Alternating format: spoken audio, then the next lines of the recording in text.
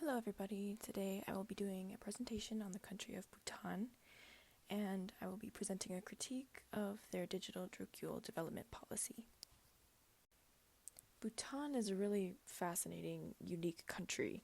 It is a landlocked nation situated between China and India in that Himalayan region, and it's fascinating to me partly because it's one of the last functioning monarchies in that region, but also because their approach to development has really diverted from a lot of the other nations in their area, in the sense that they have sort of rejected a lot of Western notions of what modernization is, and they've decided to kind of define it for themselves, and they're moving forward in a really unique way. So I was really excited to talk about it.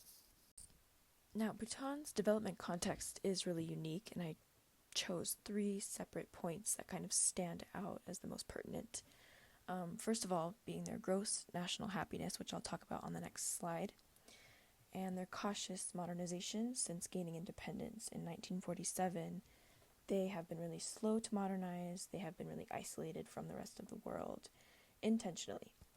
And their geographic location also makes them very isolated.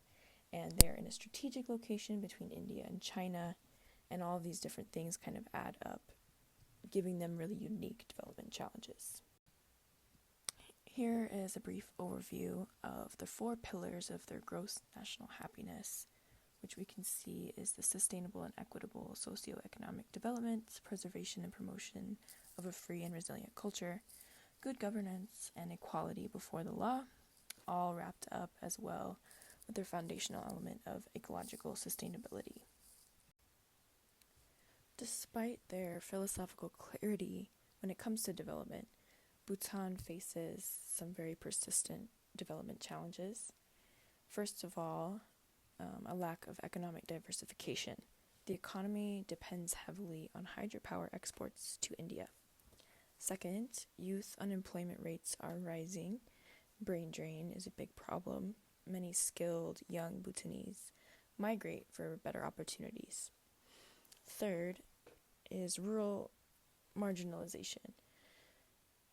Bhutan houses a small population in a large mountainous region, and geographic isolation limits infrastructure, connectivity, and service delivery. These problems form the backdrop for Bhutan's push toward a digital economy as a pathway to modernization. And in response to these development challenges, Bhutan launched their digital drukyul policy in 2019. And it's an ambitious national strategy to digitize governance, education, and the economy.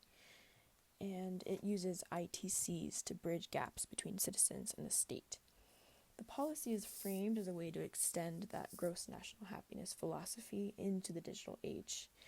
And their key focus areas are e-governance, digital literacy, data systems, and public service delivery. Now, this policy's promises are significant. It promotes e-governance efficiency by streamlining public services.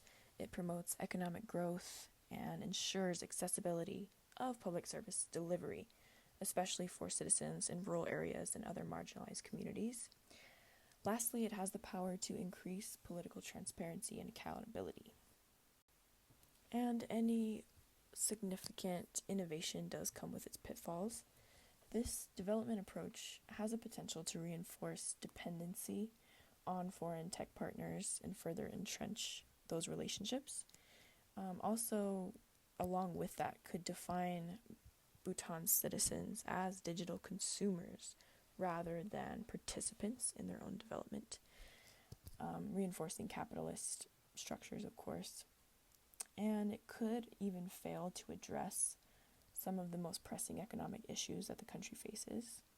And lastly, most significantly, it really could turn that gross national happiness philosophy more into a branding tool rather than an actual political guiding star. My key takeaways here are that while the policy itself has massive potential to improve citizens' access to public services, it doesn't guarantee their capacity for participation in their own development. Further, technological advancement always comes with that risk of increasing reliance on capitalist power structures and tech multinational corporations and exporters.